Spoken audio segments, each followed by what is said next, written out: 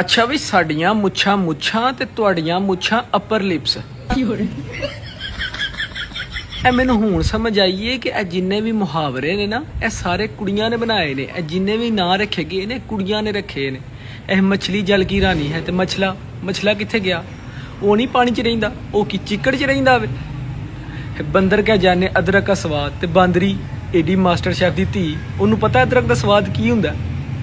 ਉਸ ਤੋਂ ਬਾਅਦ ਊਂਠ ਆਇਆ ਪਹਾੜ ਕੇ ਨੀਚੇ, ਤੇ ਊਂਠਣੀ ਕਿੱਥੇ ਗਈ ਦੱਸੋ ਮੈਨੂੰ, ਹਿਸਾਬ ਦਿਓ ਨਾ। ਇੱਥੇ ਬਚਪਨ ਵਿੱਚ ਸਾਨੂੰ ਮੁੰਡਿਆਂ ਨੂੰ ਮੁਰਗਾ ਬਣਾਉਂਦੇ ਹਨ, ਕੁੜੀਆਂ ਨੂੰ ਮੁਰਗੀ ਨਹੀਂ ਹਨ ਬਣਾਉਂਦੇ ਆ। ਕਿਉਂ? ਤੁਹਾਂ ਦੁਨੀਆ ਤੇ ਮੁਰਗੀਆਂ ਵੇਖੀਆਂ ਨਹੀਂ ਹੈ, ਕਿਧਰੇ ਪਾਈਆਂ ਨਹੀਂ ਜਾਂਦੀਆਂ। ਮੈਂ ਆਪਣੀ ਅੱਖਾਂ ਨਾਲ ਬੜੀਆਂ ਵੇਖੀਆਂ ਨੇ। ਕੁੜੀਆਂ ਨੂੰ ਕਿਉਂ ਨਹੀਂ ਸਾਨੂੰ ਬਣਾਉਂਦੇ ਆ? ਸਾਡੇ ਨਾਲ ਜੋ ਵੀ ਹੋਇਆ ਸ਼ੁਰੂ ਤੋਂ ਲੈ ਕੇ ਗਲਤ ਹੋਇਆ ਚੋ ਸਭ ਮੇਰੇ ਹੁਣ ਦੇਣ 'ਚ ਆਇਆ। ਮੈਂ ਕਿਹਾ ਇਹ ਨਿਜ਼ਾਮ ਕੀ ਲੱਗ ਰਿਹਾ ਯਾਰ ਸਾਡੇ ਨਾਲ, ਇਹ ਸਾਡੇ ਨਾਲ ਨਾ ਇਨਸਾਫੀ ਹੋ ਰਹੀ ਹੈ। ਇਹ ਗਲਤ ਹੋਇਆ ਸਾਡੇ ਨਾਲ। ਇਹ ਮੁਹਾਵਰੇ ਚੇਂਜ ਕਰੋ ਸਾਰੇ। ਇਹ ਬਾਂਦਰ ਦੇ ਹੱਥ ਮਾਚਿਸ